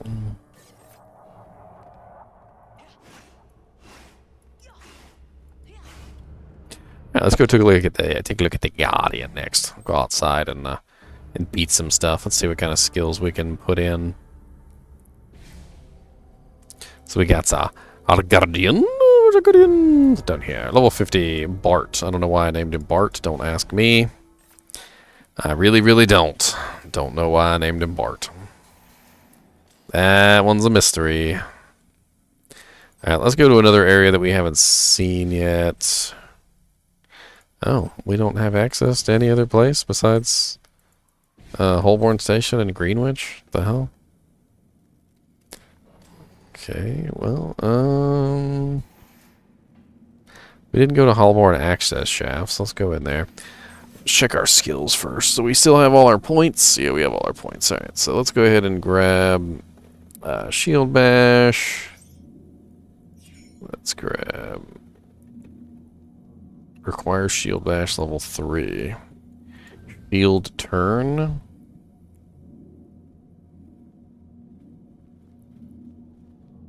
Pressless. What does it even do? Effect, stun, ignite, shock, phase, poison attack, strength increased. Shield throw. Oh, like Captain America? I'll take it. Shield charge requires level 3 shield turn. Already got that up there. Shield Master advances the training using shields, increases the effectiveness of Guardian's shield attacks. Stampede, the Guardian charges forward 15 meters, using a shield to bash every enemy within reach. Damage increased by 50%. Requires level 2 of that. Okay, let's grab that. The Guardian stands firmly in place, focusing Templar Spirit while blocking and will on blocking attacks. Attacking or moving deactivates the skill. Shield Wall. That's pretty darn cool. You can tell me nothing. Need level 2 of that before that takes effect. Sounds cool. Let's bring that on the bar. What's we got there? Devotions, all sorts of auras and jank. Let's grab the Aura of Salvation. Why not? Get some resistances in there. And retribution skills. We've got sword skills. So we got Heaven's Arc.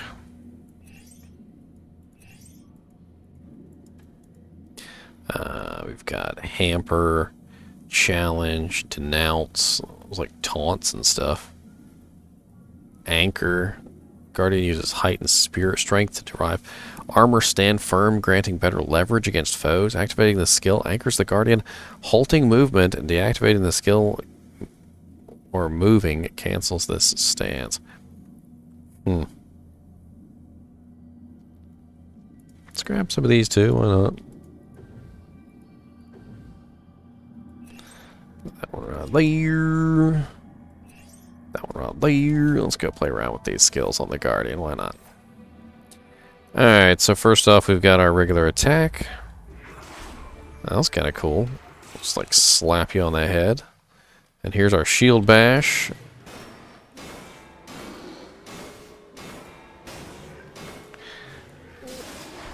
And then we got, what's this? It's our stampede. That didn't work. Oh, well, that's our shield wall. That's pretty cool. We got 0. Oh, that's a jumping attack. Look at that thing. Q.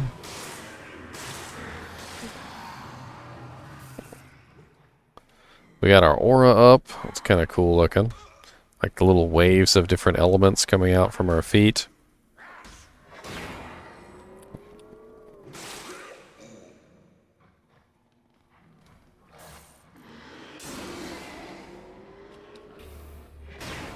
I'm a little confused at the charge. Like, that's my stampede. Charges forward 15 meters, it says. So I'm just like...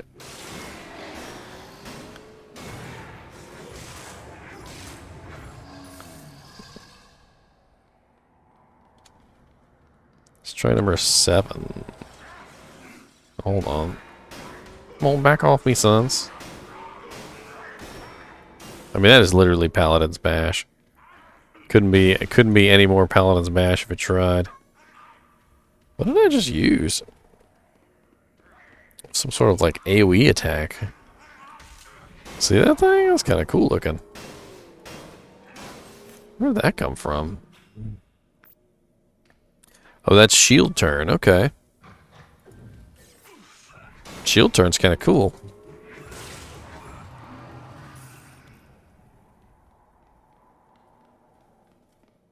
Come here, buddy. Like that.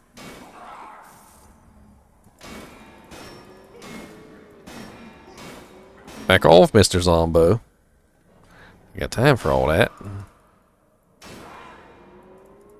Running out of mana. Calm down, winches.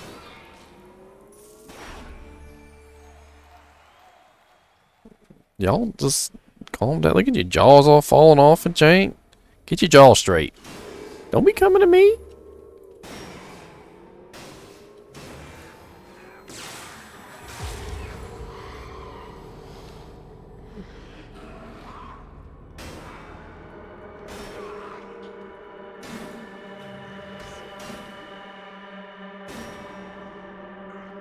Don't be coming at me.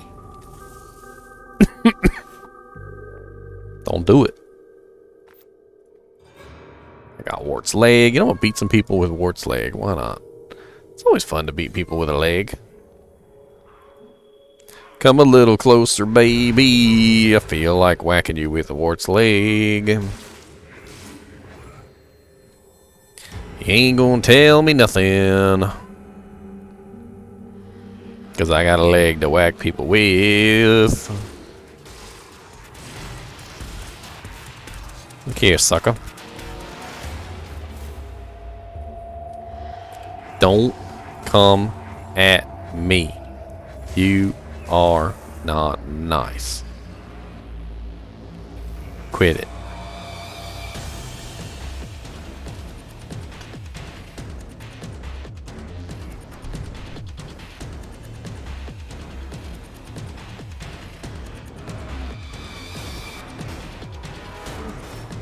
Back off me, sons. Back off me, sons. Back off me. Look. Alright. Quit it. Hello, messenger from hell. What's your name? Hoobrum. Hoobrum the Mangy Stalker. Energized, Planewalker, and Hardy. Alright, come on back here and let's talk about this together. Let's talk about your attitude.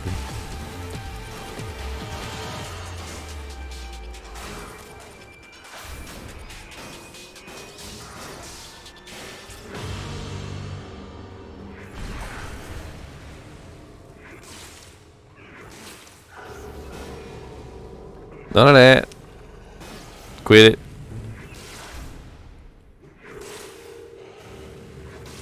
Got a little flamethrower. You look cool, I'll give you that much. Yeah, that's right. Punk. Punk. Look at your little face now. Look at you. Look at you dead. Look at you dead. Dead. Dead, dead, dead. Don't, your eyes are still glowing. Don't be glowing. Alright, you don't get no glowy eyes. All them spikes. All them butt spikes. Mm-hmm. Back off me, bloody zombie. We ain't got time for all that. Sucker. Back off.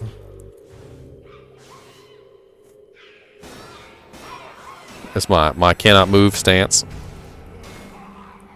Let's go. Who are you? And why? Sumatron the rat monkey. Look, sir, I may have killed your father, but that doesn't just allow you to be rude. I ran out of mana in the middle of my statement, but you understand what I'm saying.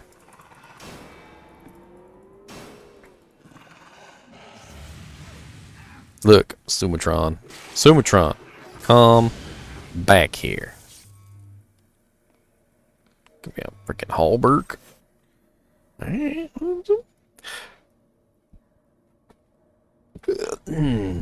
Well, it's very interesting. It's a very interesting game. Very just all around. Like, as a Diablo II player, I look at this game and I'm like, I can see the handprints of Diablo II all over this. I can see, you know, like little aspects here and there, which definitely were inspired or, you know, brought from Diablo II. I'm literally using Wart's leg right now to kill monsters. And yes, it's called Wart's leg instead of Wart's leg, but it literally has a thing on here that says, "Is this going to cost me 50 palladium?" It's hilarious to me. And I'm literally using Salvation Aura, which increases my resistances, you know, and I'm using Shield Bash. I might as well be a paladin. Well, guys and gals, it's been about 2 hours, and we've kind of gone over just about everything this game has to offer, as opposed to, you know, just simply playing it. And I really kind of wanted to like bring this video game to light. One of the things that I've always loved to do on my channel is to bring weird and odd video games to the purview of people who may or may not have ever seen them. You might be a Diablo 2 fan and you might have never even heard of HellGate London. Or you might have heard of HellGate London, but you might have never known that it was a Diablo 2, made by the people that made Diablo 2, like David Brevik and Shenk, like Shenk the Overseer, and like David T Glen and whatnot. They were involved in this game just the same way they were involved in Diablo 2, and it's obvious that they brought a lot of their passion for Diablo 2, a lot of their knowledge for Diablo 2, a lot of their their individual art style into this game with them. And, had this game actually had a fair chance, had Flagship Studios not gone bankrupt, and had this game really gotten a fair chance, gotten many updates, fixes, patches, expansions, and so forth, I think this game would have been amazing. It's still very fun as it is now, and it's definitely a game that I would recommend, you to pick up and play. If you're interested in playing Diablo II Esque style games, this is definitely a Diablo II Esque style game. There is a couple different versions. So the original version is still out there, and I believe there is a multiplayer patch you can apply to the original version. This version that I'm playing right now is the version that is on Steam, which is for sale for, I think it's $12 right now. It's the one that's owned by Handbitsoft.